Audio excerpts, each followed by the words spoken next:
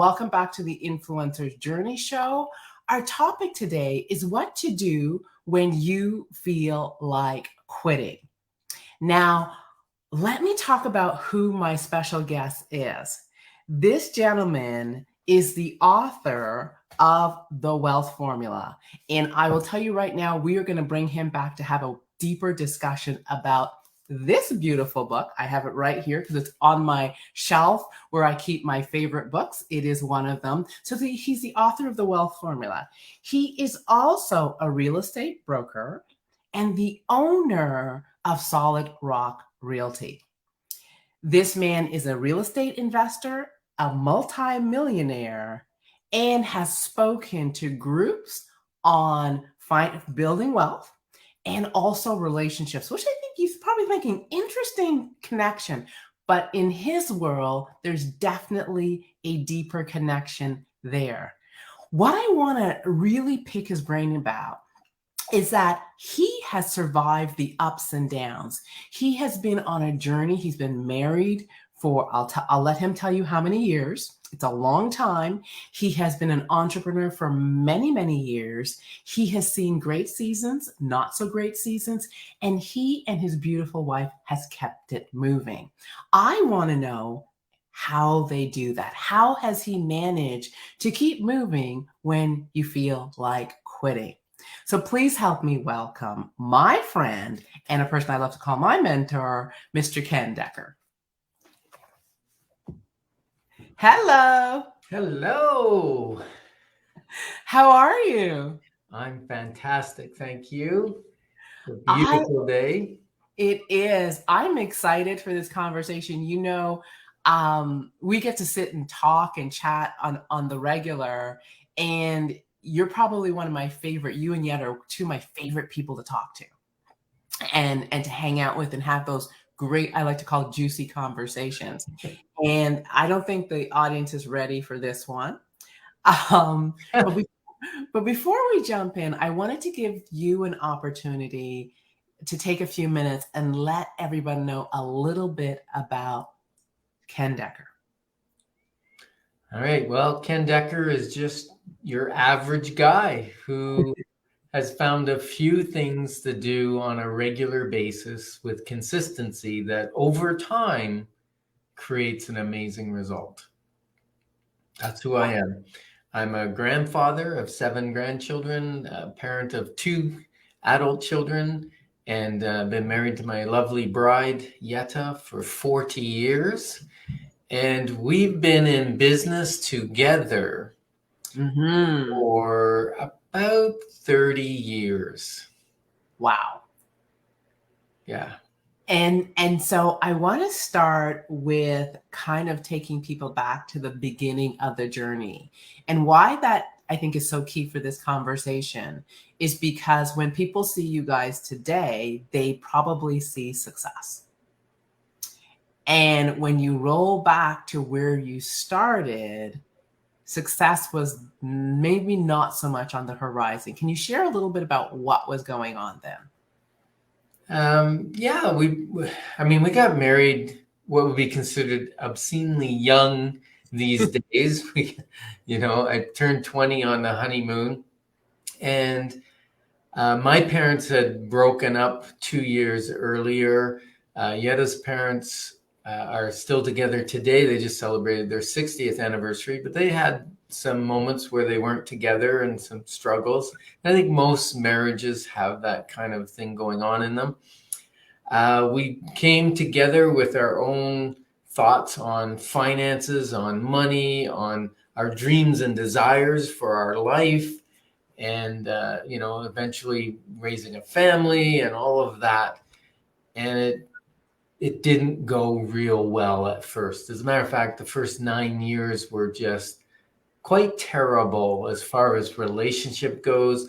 Financially, we consolidated our loans 3 times because I'm a slow learner. It takes 3 lessons to learn the lesson. And yeah, so things were tough. There was a lot of anger. I was angry, a lot of stress. Didn't really know how to raise children well. And so that was kind of our first 9 years. And then something happened. And that was Yetta saw a couple. We went to church one day. We weren't regular church attenders at all, but my dad came and he said, "Can we go to church?" It was Easter. We said, "Yeah, sure." So we went to church, and she saw a couple at church that epitomized what she wanted in a relationship. She wanted that sparkle in the eye. That they were still holding hands. Obviously, they were about 10 years further along in their journey than we were. So married maybe 20 years. They just seemed to have joy and energy. And she said, "I wonder," she said for a moment, "I wonder if I can get that with Ken." Wow. And then she, in the past, had made changes in herself, expecting me to change. And when I didn't change, she stopped being the change that she did in herself. And then she realized, no matter what happens, no matter what Ken does, I just need to be a different person. Because whether it's with Ken in the future or it's another man or someone else, whatever, I need to be a different person to make a relationship work. So she started to do that. And then I realized, after a while, I'm again a slow learner. It took me about 6 months or so. Fighting with someone who's not fighting back is no fun at all. That is so true. Frustrating, isn't it? I just started to feel like a schmuck.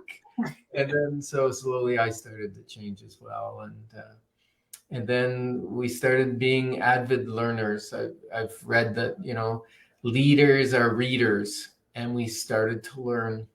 And we started to read, and we started to follow mentors, and we started to follow coaches and hire coaches. And we never did really go to, like directly a financial planner or directly to a marriage counseling or anything like that. But we did go to conventions and 2-day weekend courses and all that. We just became avid learners. They're filling yourself up with new stuff, new information. Yeah, new ways. And when we filled ourselves up with that, it started to percolate out in our outward behavior. And that started to change everything. Mm-hmm. So the thing that's curious for me, and this is really what sparked the conversation, is for a lot of people, they'll hit that place where, and I know you guys have hit that place where some people would pack it in. Yeah, I've hit that place several times. Most recently was probably about 3.5 years ago in my real estate franchise that I owned. And do you really ever own a franchise? I think the franchise owns you. That's a whole nother story. And we had been with the franchise for 15 years. It wasn't going super great. And I was contemplating whether we renew, because the renewal was a 10-year renewal. So it's a large commitment. Yeah. So at that point where I felt like packing it in, and the business was kind of falling apart, maybe, a lot due to me or whatever. I wasn't handling conflict or whatever. We were about 123 agents, and agents were leaving, and my company was shrinking. And of course, with shrinkage of the company, shrinkage of profitability and all that started to happen. And I brought in a consultant, and he sat with Yetta and I. And maybe that's something you want to do when you're feeling like packing in. Like I felt like, do I sell it? Do I sell the company to somebody else? Do I just not renew the franchise and go on by myself? Do I just quit, take some money and go relax? By then we had enough financial resources that we could have retired and, lived on an island somewhere or whatever. Mm-hmm. And then it has to go back to, why are you doing this? Why did we start it in the first place? And it was to make a difference in other people's lives. So although it helped me get to a position, now I need to help others get to that position. And so we brought in a consultant. There's another thing you want to do. If you're at that point of wanting to quit, bring in a second opinion. Bring in somebody who isn't stuck in the weeds with you and can look at things at a different level, kind of. And And really, he sat down and he said, "What's your goals?" He took us back to grassroots. Why are you doing this? What's ideal? And then he said, "What do you want to be doing in 10 years? Like, do you want to continue doing what you're doing in 10 years with the franchise?" And it made me sick to my stomach. Ah. And I knew I wanted to do what I was doing in the real estate industry, but I didn't want to do it under the franchise. So that made the decision clear. So Yeah. what I'm hearing you say is sometimes when we feel like quitting, it's to get a bigger perspective because it may redirect you without you packing it in. Yes. And so you start talking to your friends, your mentors, your coaches, whoever. I mean, you don't want to be a downer and drag people down. I go to wise people for wise information, wise counsel. And several of them said, "Oh, you need to read this book or that book." And it was funny. One of the books was Pivot by Adam McCall, I think. And it was interesting because Yetta was on a Zoom call with training with one of our coaches, and the coach was interviewing that person, and I didn't want to come in the room. I was like in a depressed kind of state, and I didn't want to learn anymore. She said, "Really, really, you want to listen to this?" So I came in, I started to listen, and it was all about how he pivoted when he wasn't happy with his career and moving into another career. And the book was Pivot. Well, God lines things up beautifully, because shortly after that call, when I say shortly, I'm talking like 20 minutes later, some people came into our house who were staying with us for a few months while they were in between houses. They needed to wait for their other closing. And we talked about this book, Pivot. And they said, "Oh, a friend of ours knows the author, and I have that book downstairs."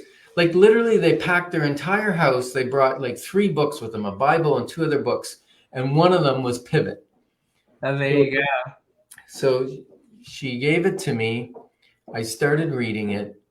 And I was scheduled to go to a men's conference where I was actually speaking the following weekend. So I go to that conference, and a gentleman comes up to me and he says, "I don't know, God spoke to me and said that you need this book." So I go, "Oh, what book is that?" He goes, "Well, I brought it with me. It's called Pivot." I'm going, "Okay, God, I'm listening. God wants me to pivot." So sometimes there's outside, because I've also, coached with clients who have had a business and the business starts going down, and they ride the slippery slope with it right to bankruptcy. They lose their house. They lose their, they invest all their retirement savings. They pull it out of their RSP, or, in the States, it's a 401k. They pull it out and just lose it all. And then they hit rock bottom. And I realized I don't want to do that. But also the vision of what I wanted to do with the company was not dead. I believe God still had it. And so that person who gave me the first person who gave me the book, she heard from God and she said, "You know what? God's telling me He's doing for you something that you are either unwilling to do or unable to do on your own." And she was so excited. And I'm so depressed because I'm losing my company. Like, it's literally, we were down to 60 agents from 123. Wow. And it was not profitable anymore. We're starting to lose money. But then I called the franchise and I said, "You know what? I'm thinking I'm not going to renew." And normally you can't not renew. They take your company or they'll sell it to someone else because they want the franchise to continue. And they said, "Okay, we'll send you a release." And literally, like, boom. So God allowed the release, gave me a new vision for what I wanted to do for the agents, a new business model, still within the real estate brokerage, but a brand new, fresh model that allowed all agents to have ownership in the brokerage that I founded. And so that's what we're doing now. We're back up over 100 agents. We're moving into profitability, and it took a few years again of startup, and so this is one of the things that I really want to stress is recognize what you're willing to sacrifice to keep going or to pivot. And it's important to know my company grows slower than maybe it could if I threw 100% into it. But I'm unwilling to sacrifice my health, my family, my faith for a business. So we'll ride a little slower increase in our company and keep harmony in my life. That is such a great thing, because I know that's one of the key things for me as well, is I watch people just hit the throttle and that's all they do. And I watch their health suffer, their relationships suffer. And I always wonder, so you're going to end up somewhere, but how's it going to look when you get there? Like, how are you going to look? Mm-hmm. How are you going to be? What's the experience going to be like? And I decided when I started this journey, I know what it's like to work hard. And I know what it's like to lose a lot in terms of pursuing something.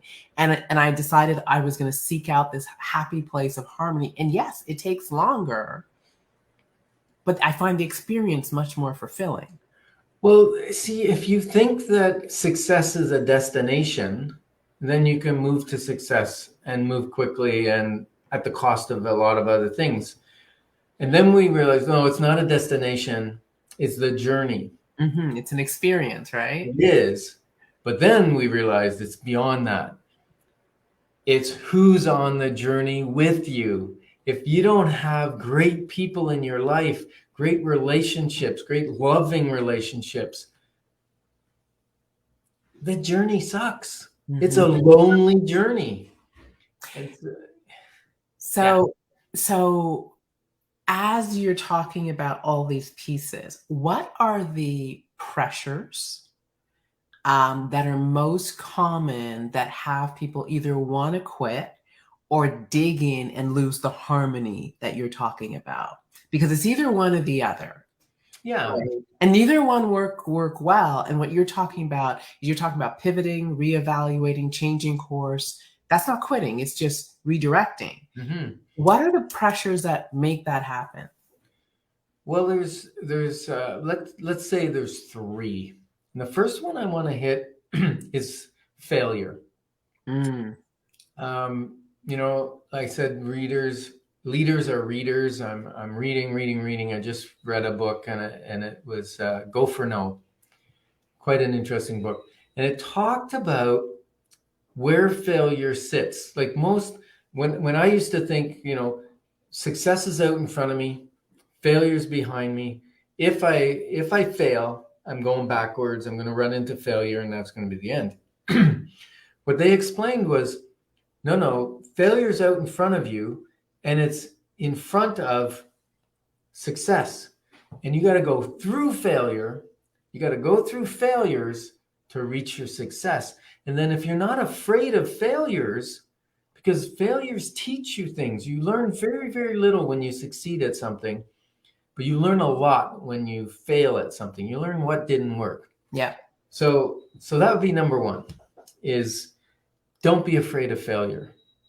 Move towards failure. Mm-hmm. Number two is have resources.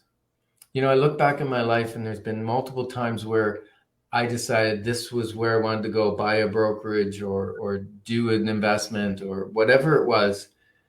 And sometimes I needed to make sacrifices of selling other things to get the money to finance that project. And as a matter of fact, when we were going through this problem with the company and starting to lose a lot of money the last 3 years ago, we had to sell one of our buildings. We had to sell one of our real estate assets and take all the money and start driving it back into the company to get the company back into into the black. Mm-hmm. So lack of resources is one of the things that causes people to quit or causes them anxiety and stress and not being able to sleep because money's going out.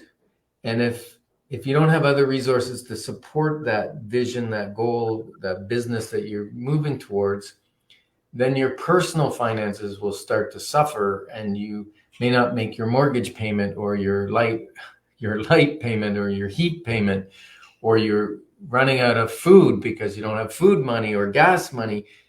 That stress will cause the collapse and cause you to quit. So knowing how to shift resources, knowing where to get resources, whether it's other investors or whatever it is, resources is a big reason that a lot of people quit. Stay with resources before you go to number 3 for a moment, because I also think that oftentimes people either overextend their resources before they have to, or they also think they need more resources than they do before they do. Do you see that? Yeah, and I'm guilty. I'm guilty of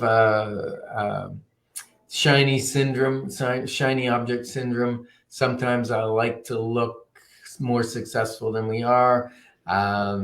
Running lean is important, especially in the beginning of a business when you're not highly profitable, or what's happened sometimes is people move into a highly profitable stage and they get lackadaisical with their control of expenses.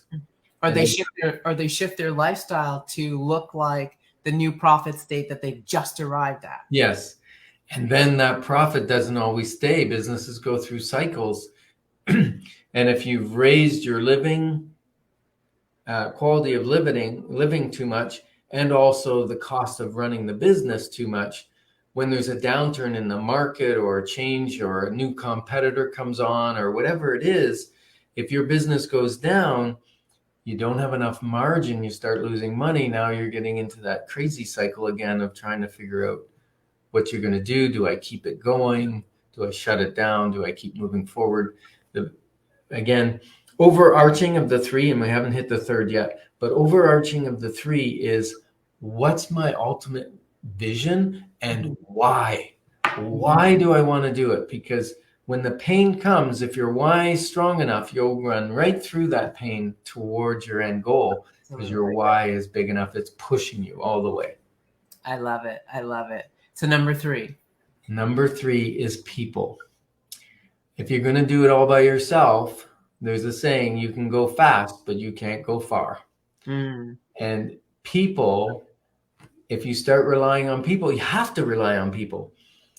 And if you train people and then they leave, it can be like a stab in the heart, right? Like, oh my goodness. And I remember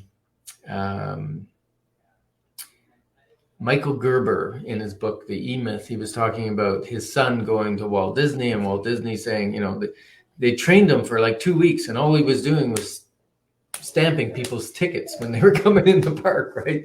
That was his job. But they trained him for 2 weeks. And he said, the secret was, they said, well, what if they leave right away? Like, we've spent all that money training them. And he said, well, what if we don't train them and they stay? That would be way worse. Yeah.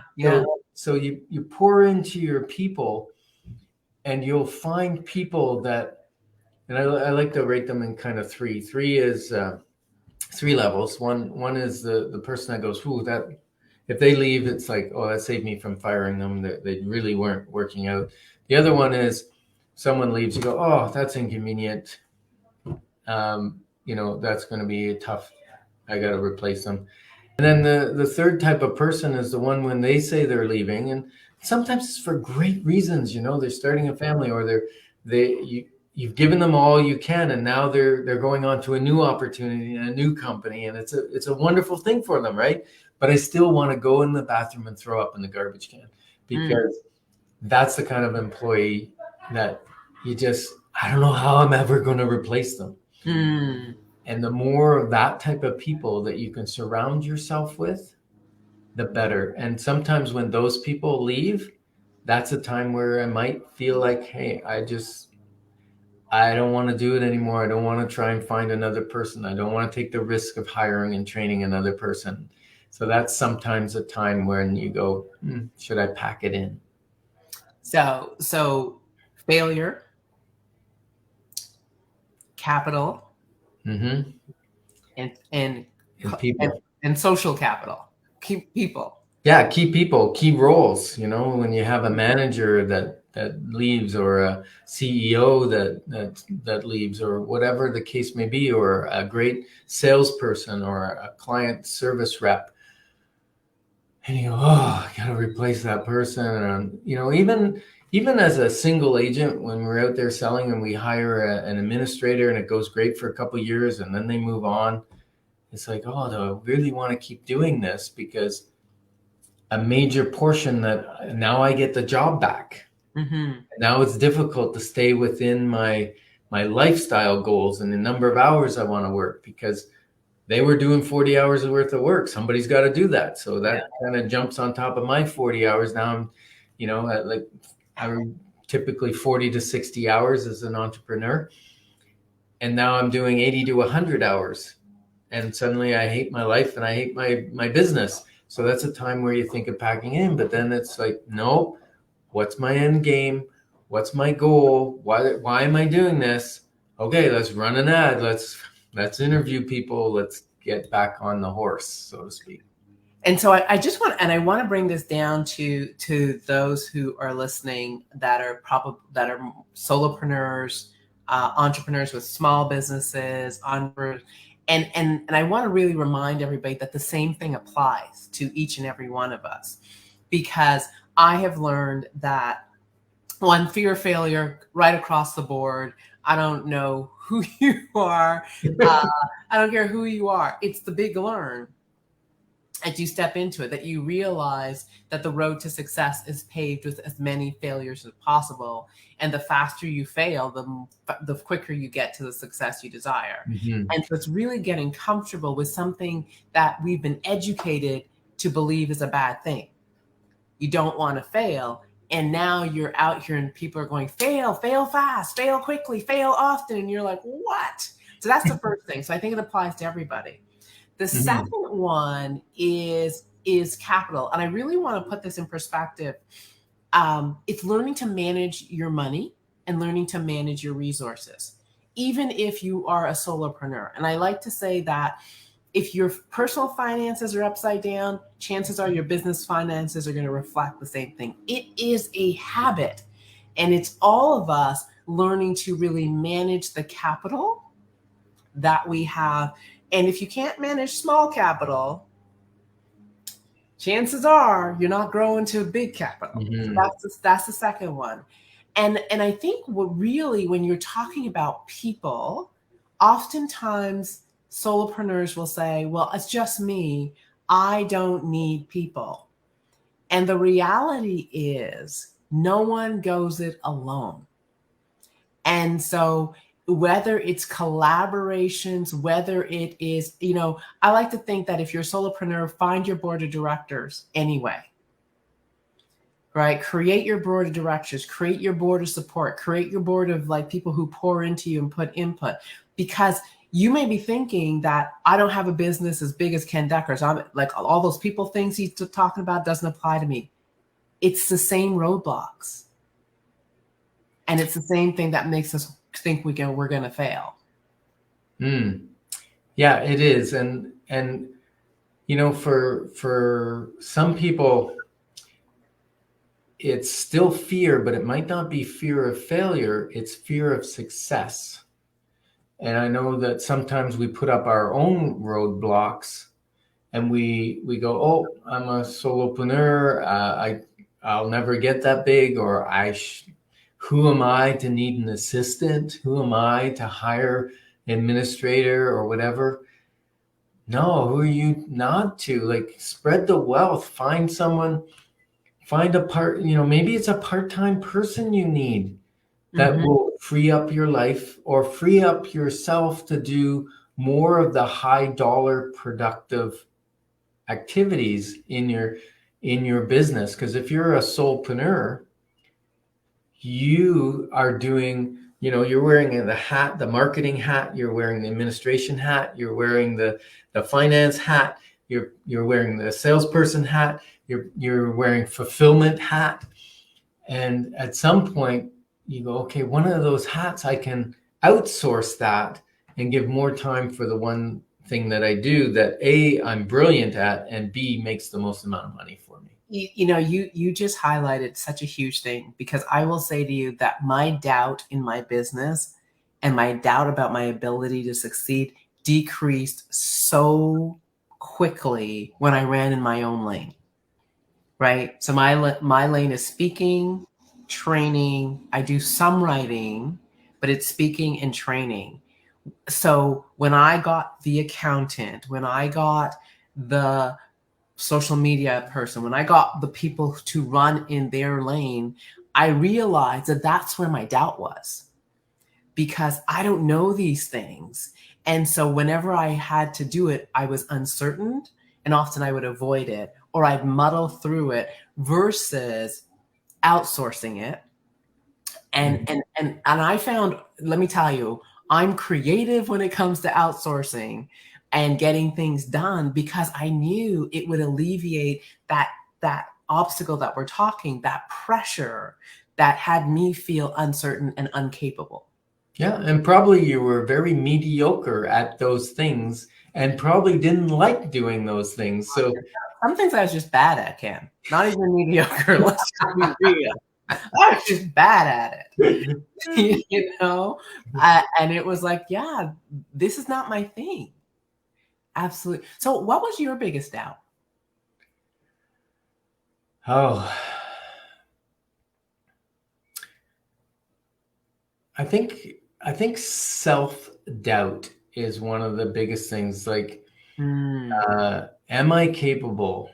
I see people running, we have a certain size business, but then you see the people that run the ginormous Fortune 500 companies and stuff. And like, why is my ability less than that person's? And I don't believe it is. There's different steps to get where you're going. So that self-doubt, and then who am I to be the successful? I found that I started getting reckless with money when I got highly successful, and I lost millions of dollars in different investment things, which I didn't fully vet. I didn't fully check out. I didn't fully understand the investments, and I just made them. And that was reckless. And then I realized, oh, that's my blueprint. That who am I to have this much money? And I think I got it from my dad. My dad ran successful businesses, and as soon as it got successful, he'd sell it and take a 2-month vacation in Europe, which is probably pretty good, because that's when I was created, when I was in Denmark. We were in Denmark on holidays, my mother and him. But he did that several times. When he got something successful and moving, I think he got scared of it. We never had this conversation because he died fairly young, when I was fairly young. So before I got into more wisdom and more understanding of the mindset and the blueprinting that happens and how we can change our mindset and our blueprint. So that self-doubt, or the thing that's holding you back, that block, so powerful when you find what it is and how to move through it. And that's where a great coach can see it sometimes when you can't. I think for mine it was the same. The question is of, am I enough, and how do I know I'm enough? And truly, it's just that not knowing. And I realized early on that I could not outperform who I saw myself to be. And so growth had to be making myself expand in terms of expanding my identity, expanding how I knew myself, and then my capacity grew. And I think that to me has been one of the biggest learns, is that what was in my way was my own self-doubt, as you say. It's very, as you said earlier, very wise statement. I just want to make sure everybody heard it. It's difficult. It's almost impossible to outperform or to outact your belief system. Mm-hmm. So if you believe you're going to fail, you won't do it. Mm-hmm. Or because you think failure is bad. But if failure is great, maybe you'll do it because you're going to fail. Like, let's just look back. When you rode a bike, did you ride it perfectly the first time you got on a two-wheel bicycle? No, I still have the scars to show. So, yeah. But can you ride a bike today? Mm-hmm. Yeah, because you persevered through the failure. Everyone sucks the first time they do something. We're bad at it. And we Mm-hmm. keep trying because it's important enough to us. So what did you learn about yourself on this journey? What was your biggest, like, this is what I learned? I learned that the answers that got me into the trouble, or the knowledge I have that got me into the trouble, is not sufficient to get me out. Oof. Say that again. The knowledge that I have, the information I have that got me into the trouble is not enough to get me out.